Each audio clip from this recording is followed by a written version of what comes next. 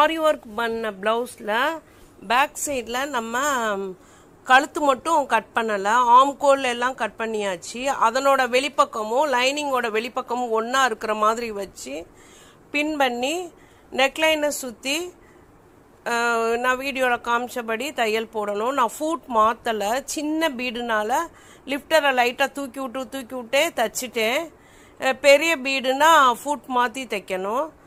அதுக்கப்புறம் நம்ம கட் பண்ணி எடுத்துட்டு தேவையில்லாததெல்லாம் கீறி விட்டுட்டு நெக்லைனை சுற்றி திருப்பி விட்டு நல்லா 2 துணியும் விரித்து வச்சு லைனிங் துணி மேலே ஓரமாக ப்ரெஸ் தையல் போட்டு எடுக்கணும்.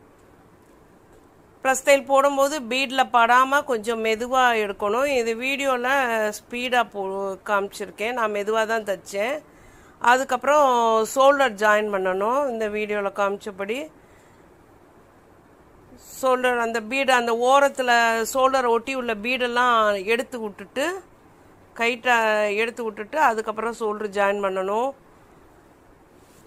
ஷோல்டர் ஜாயின் பண்ணிவிட்டு அதுக்கப்புறம் இந்த சைடு அடித்து பெரட்டி விட்டுறணும். வெளிப்பக்கம் பெரட்டி விட்டு நல்லா சுருக்கு இல்லாமல் கைட்டை இழுத்து விட்டே சைடை ஜாயின் பண்ணி விடணும். அதே மாதிரி இந்த சைடையும் சுருக்கு இருக்கக்கூடாது, பார்த்து கைட்டை தேய்ச்சி விட்டு, இல்லைன்னா தேவைப்பட்டால் பின் கூட பண்ணிக்கலாம் நீங்கள் குண்டூசியால் குத்திட்டு. அதுக்கப்புறம் கீழே நான் இது குண்டூசிக்கு வச்சு குத்தலை, கொஞ்சம் ஃபிட்டிங் ஓரளவு நல்லா 2 பொருந்திருச்சு. கைட்டையே இழுத்து விட்டு தைச்சிட்டேன். அதுக்கப்புறம் இந்த நெக்லைனை சுற்றி ரன்னிங் ஸ்டிச்சு போட்டேன். ரன்னிங் ஸ்டிச்சும் போடலாம், பேக் ஸ்டிச் அதாவது கெட்டி தையலும் போடலாம். வெளியில் அந்த டிசைன் டேமேஜ் ஆகாமல் சின்னதாக வெளிப்பக்கம் தெரியணும், உள்ளே கொஞ்சம் பெருசாக தெரிஞ்சாலும் பரவாயில்ல. இப்போ நமக்கு அழகான நெக்லைன் ரெடி ஆயிடுச்சு. Thanks for all. Subscribe my channel.